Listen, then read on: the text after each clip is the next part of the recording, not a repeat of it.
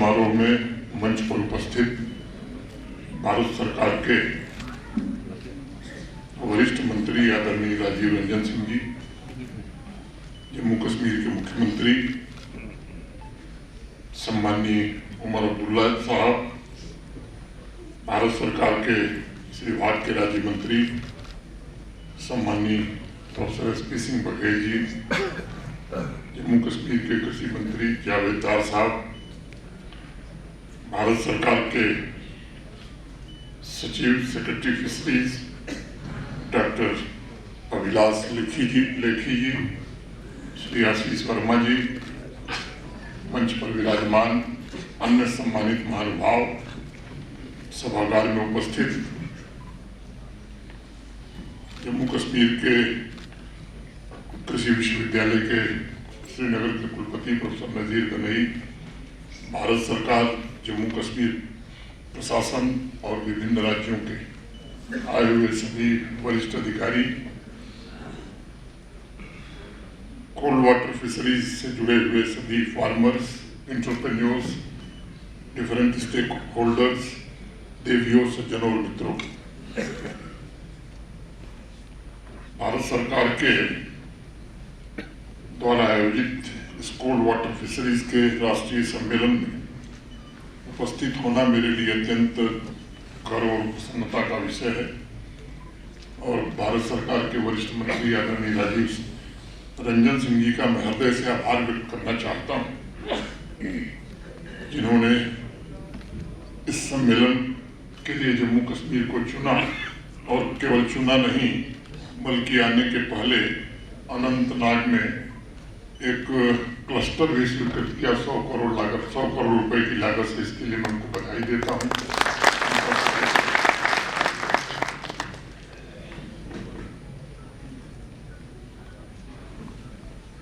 ये आयोजन इस बात को दर्शाता है कि भारत सरकार पूरी ताकत से इस सेक्टर से जुड़े सभी स्टेक होल्डर्स के जीवन को रूपांतरित करने के लिए पूरी तरह प्रतिबद्ध है। और भारत के आदरणीय प्रधानमंत्री श्रीमान नरेंद्र मोदी जी के दूरदर्शी नेतृत्व में भारत सरकार हर कदम पर फिश फार्मर्स, उनकी फैमिलीज के साथ खड़ी है। मेरे पूर्व के वक्ताओं ने बहुत विस्तार से अनेक बातें बताई हैं। मुझे लगता है मेरे लिए उचित नहीं होगा कि उन बातों को दोहराया जाए, आंकड़े भी पढ़े गए हैं। लेकिन इस महत्वपूर्ण पहल का जो उद्देश्य है, मुझे लगता है वो सतत विकास, आधुनिक इंफ्रास्ट्रक्चर, सब्सिडी सहायता, टेक्नोलॉजिकल एडवांसमेंट और मछुआरों तथा फिश फार्मर्स की आय की वृद्धि के माध्यम से पूरे हिंदुस्तान में ब्लू रिवोल्यूशन के मार्ग को कैसे और प्रशस्त किया जा सकता है। और मुझे इस बात पर गर्व है कि भारत सरकार के मिनिस्ट्री ऑफ फिशरीज के समर्पित प्रयासों से आज भारत दुनिया में, जैसा मेरे पूर्व में बताया गया, मछली उत्पादन में दूसरा सबसे बड़ा देश बन चुका है। वैश्विक मत्स्य उत्पादन में लगभग अभी 8% का योगदान हम दे रहे हैं।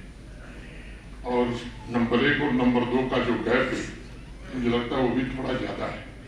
लेकिन पिछले 10-11 वर्षों के प्रयत्नों के कारण हमने तेज गति से इस क्षेत्र में कई माइलस्टोन प्राप्त किए हैं। और मैं उम्मीद करता हूं कि वो दिन भी हम सब अपनी आंखों के सामने जल्दी देख सकेंगे, जब दुग्ध उत्पादन की तरह मछली उत्पादन में भी विश्व के सबसे बड़े उत्पादक हम बनेंगे। और उससे संबंधित गतिविधियों में फिशरी सेक्टर की हिस्सेदारी लगभग 7.3% है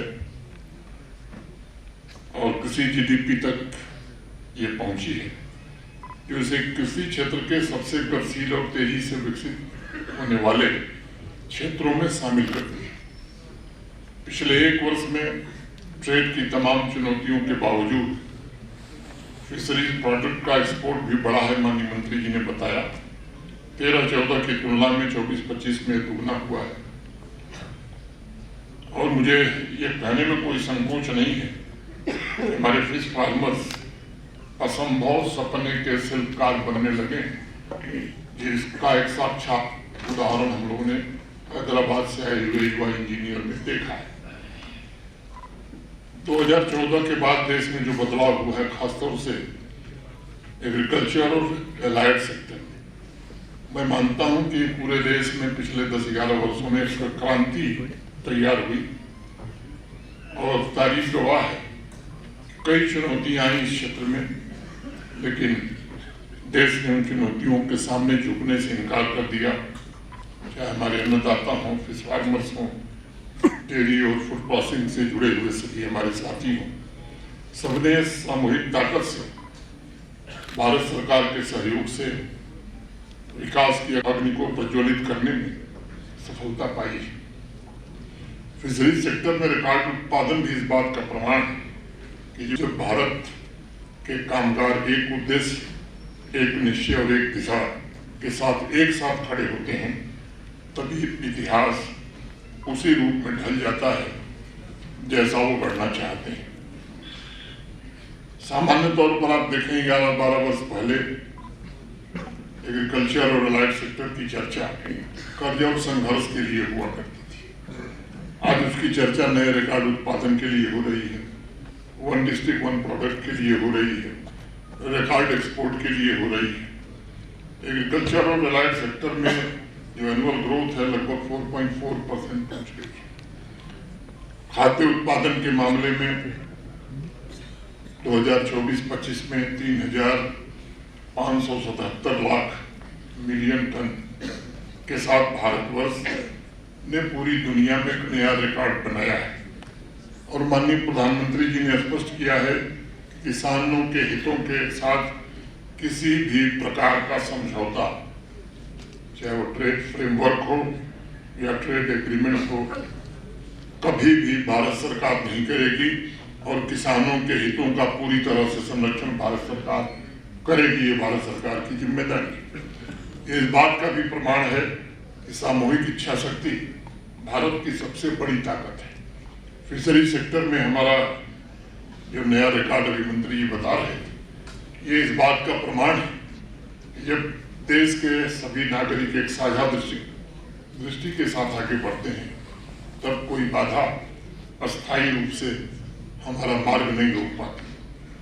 मैं जानता हूं कि किसान और फिश फार्मर्स इस सत्य को सहज रूप से समझते हैं कि एक अकेला बीज राष्ट्र को पोषण नहीं दे सकता, लेकिन जब लाखों बीज एक साथ बोए जाते हैं तो वे समाज के भविष्य को नई दिशा देते हैं, जिस पर अभी माननीय मंत्री जी ने बल भी दिया। Cooperative sector, farmer producer organisations.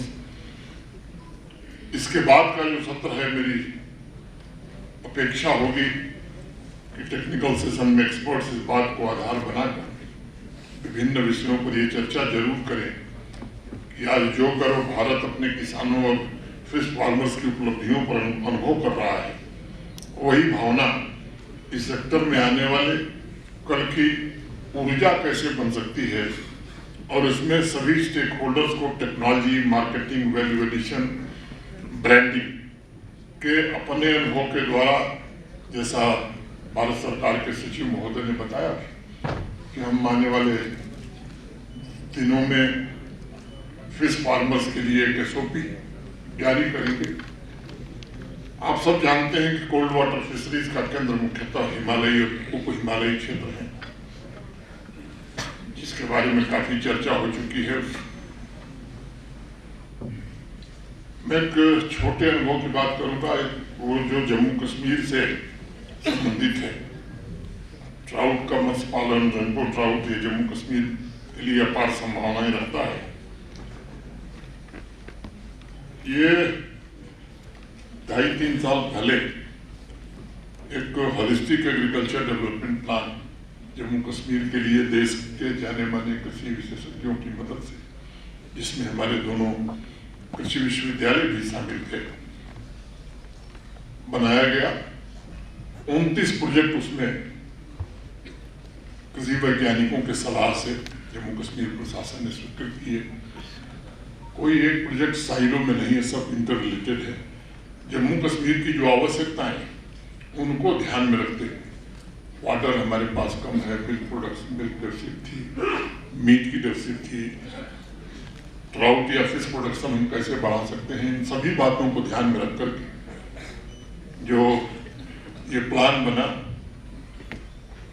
एक लक्ष्य रखा गया और मोटा मोटी एक कंजर्वेटिव असेसमेंट एग्रीकल्चरल साइंटिस्ट का ये था कि अभी जो एग्रीकल्चर और एलाइड सेक्टर का कंट्रीब्यूशन है जम्मू कश्मीर की जीडीपी को, इस प्लान के लागू होने के बाद वो कम से कम दुगना जरूर हो जाएगा। उसके लाभ किसानों को मिलने लगे हैं। आने वाले दिनों में मैं उम्मीद करता हूं कि और मिलेंगे। जम्मू कश्मीर में लगभग 27,000 हेक्टेयर ये जल संसाधन हमारे पास उपलब्ध हैं। हैचरी के विकास, कोल्ड चेन इंफ्रास्ट्रक्चर के निर्माण, फीड मिलों की स्थापना तथा मछली उत्पादन के बाद की प्रबंधन प्रणालियों को बेहतर बनाने में इस स्कीम के कारण काफी सफलता मिली है। हमारे जल स्रोत जैव विविधता की दृष्टि से भी बड़े महत्वपूर्ण हैं और ये सच है कि ट्राउट मछली का मूल्य मेरे पूर्व के लोगों ने बताया कि काफी महंगा है। यहाँ जो एक्सपर्ट्स हैं वो वाकिफ हैं कि 22-23 में यहाँ HADP 5,013 करोड़ रुपए की लागत से स्वीकृति हुई थी। 2021-22 में ट्राउट प्रोडक्शन यहाँ 1,663 टन था, जो 2024-25 में बढ़कर 2,650 टन हुआ है। प्राइवेट सेक्टर में पहले 936 ट्राउट यूनिट थी, जिसकी संख्या बढ़कर के 1,649 हो गई है। पहले एक ट्राउट हैचरी हुआ करती थी, आज 9 हो गई है। एक भी ट्राउट फीड मिल यहाँ नहीं थी, लेकिन अब 6 फीड मिल स्थापित हो चुकी है। 2 रेस यूनिट हुआ करती थी, 24 में उनकी संख्या अब 9 हो गई है। 21-22 में प्राइवेट सेक्टर में मात्र 10 बायोफ्लॉक यूनिट हुआ करती थी, अब संख्या इनकी बढ़कर के 59-60 हो गई। तो ये सुनियोजित प्रयासों का परिणाम है कि देश के सभी कोल्ड वाटर राज्यों में ट्राउट उत्पादन के मामले में जम्मू कश्मीर ने भी अपनी एक विशेष पहचान और जगह बनाई है और मैं उम्मीद करता हूं कि भारत सरकार की सहायता से वो अपना वाजिब स्थान भी जम्मू कश्मीर जरूर प्राप्त करेगा। इस क्षेत्र की चुनौतियां भी बहुत हैं। मेरे पूर्व भी जिक्र किया गया क्लाइमेट चेंज, पानी के तापमान में वृद्धि, पानी की कमी, देसी प्रजातियों की धीमी वृद्धि तथा मछलियों के स्वास्थ्य से जुड़े जोखिम, इस पर जरूर हम उम्मीद करेंगे कि आने वाले सत्र में आप सब चर्चा करेंगे और इसके क्या उपाय हो सकते हैं जरूर सुझाएंगे। मुझे लगता है कि इस सेक्टर की पूरी क्षमता को विकसित करने के लिए हमें वैज्ञानिक आधार पर कोल्ड वाटर एग्री का विकास कैसे करना है, इस पर योजना बनानी होगी। ट्राउट और कार्प प्रजातियों का आनुवंशिक सुधार कैसे हो सकता है, इस पर विशेष ध्यान देने की जरूरत होगी। एक अत्यंत महत्वपूर्ण बिंदु जलवायु अनुकूल उत्पादन प्रणालियां हैं और साथ ही रोग निदान और जलीय स्वास्थ्य प्रबंधन पर भी अधिक से अधिक कैसे ध्यान दिया जा सकता है। मैं अनेक बार ये बात कहता हूं कि हमें स्वदेशी फीड में ज्यादा इनोवेशन करने की जरूरत है। सीड और फीड की जो सप्लाई चेन है, ये कैसे हम पूरे देश में और खासतौर से जम्मू कश्मीर मेंटेन कर सकते हैं ताकि इस क्षेत्र से जुड़े लोगों को कभी कोई कठिनाई न आवे। ये संभावना कैसे बन सकती है, इस पर विचार करने की आवश्यकता है। आने वाले समय में जम्मू कश्मीर एक इंटीग्रेटेड फिशरीज डेवलपमेंट के राष्ट्रीय मॉडल के रूप में उभरने की क्षमता रखता है, जहां उत्पादन को cold storage, processing, packaging, branding और एक्सपोर्ट उन्मुख वैल्यू एडिशन से कैसे हम जोड़ सकते हैं। इस प्रकार का वैल्यू चेन अप्रोच न केवल रोजगार के अवसर प्रदान करेगा बल्कि पोस्ट हार्वेस्ट नुकसान को भी कम करेगा और फिश फार्मर्स की आय में भी उल्लेखनीय वृद्धि करेगा। अंत में मैं भारत सरकार का विशेष रूप से आभार व्यक्त करना चाहता हूं कि भारत सरकार के कारण आज एक बड़ी उपलब्धि इस क्षेत्र में जम्मू कश्मीर को मिली है। जम्मू कश्मीर की पहचान और अर्थव्यवस्था के आधार स्तंभ ये क्षेत्र है और समय आ गया है कि इनके योगदान को सम्मान भी मिले, इन्वेस्टमेंट भी आगे और टेक्नोलॉजी, एडवांस टेक्नोलॉजी जो जरूरी है वो प्राप्त हो सके। जम्मू कश्मीर के भीतर एक अत्यंत प्रभावशाली शक्ति अंतर्निहित है जो प्रगति को नया आकार देने की क्षमता रखती है। इनोवेशन और परिश्रम के अद्भुत समन्वय के साथ इस संघ राज्य क्षेत्र के नागरिकों, कामगारों, उद्यमियों, किसानों और कलाकारों, नौजवानों में ऐसी सामर्थ्य है जो विकसित राज्यों को ये दिखा सकते हैं कि आत्मनिर्भर जम्मू कश्मीर के निर्माण और दिशा निर्धारण करने वाले हमारे यही सशक्त शिल्पी हैं। इन्हीं बातों के साथ मैं माननीय राजीव रंजन सिंह जी का, भारत सरकार के राज्य मंत्री प्रोफेसर बघेल का, भारत सरकार के सभी वरिष्ठ अधिकारियों का फिर से एक बार अभिनंदन करता हूं और दूसरे राज्यों से जो लोग आए हैं उनका भी जम्मू कश्मीर में हृदय से स्वागत करते हुए अपनी बात में ही पूरी करता हूं। धन्यवाद। जय हिंद, जय भारत।